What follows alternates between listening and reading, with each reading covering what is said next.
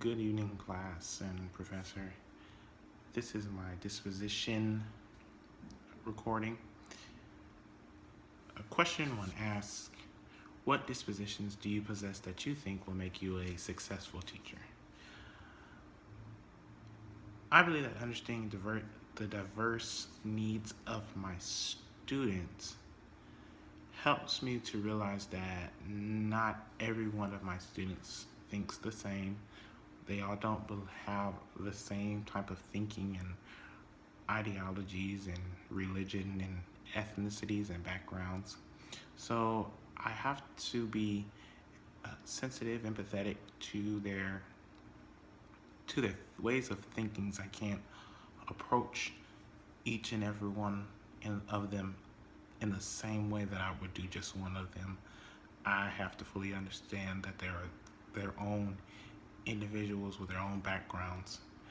I also believe in building a strong relationship with everyone that I come into contact with that are directly involved with the students. I have to ensure that the academic and the welfare of my students are being met, which may mean working well with the guardians or my colleagues, and even after school programs that my students may be involved in. Overall, making sure that my students are prepared for the next grade level is the ultimate goal of my dispositions. Question number 2, what dispositions do I need to work on before entering into the classroom as a first-year teacher? I must understand that mistakes are going to be made. It is my responsibility to make sure that I learn from those mistakes. I have to find different ways to correct those mistakes so that I can grow professionally. And I also must work on my commitment to education. I must admit that sometimes I do find myself getting lazy and complacent, but I have to remember what it is that brought me into the realm of teaching, what motivated me to become a teacher. And that helps me to work on not being so lazy and complacent and not get worn out with my job and my profession, And finally, question number 3 is, what does a professional educator look like and how do they behave? Part 1 of that question, and also part 2 is what standards guide their thinking and actions. Part 1, which is what does a professional educator look like and how do they behave?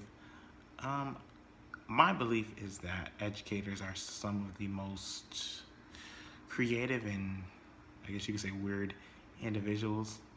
I believe that is because we work with children who think we work with children, we interact with students who are almost sometimes as crazy as we are.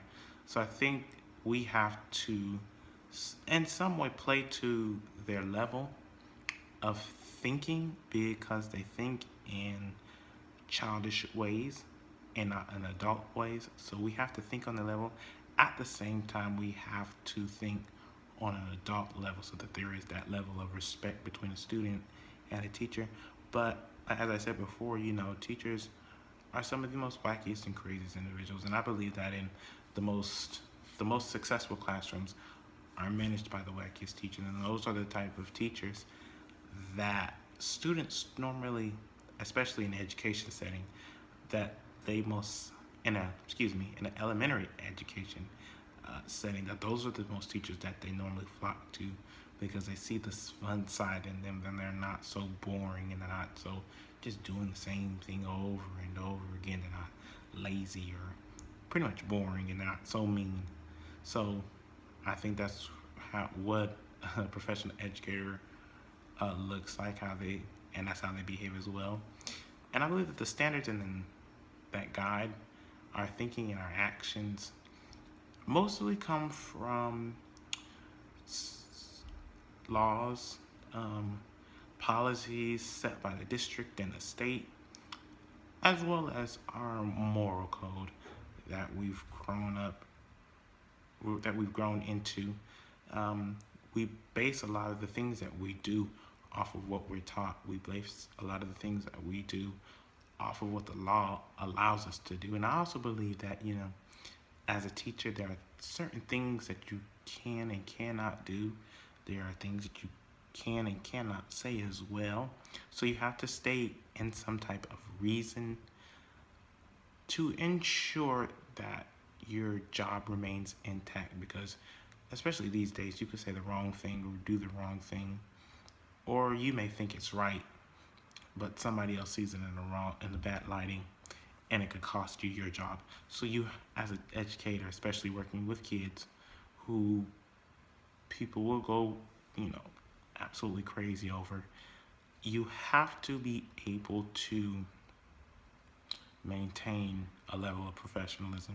Yeah, there's gonna be some times where you can have fun with them, but we have to keep it in the bounds of professionalism and not saying over the top things that could get us in trouble.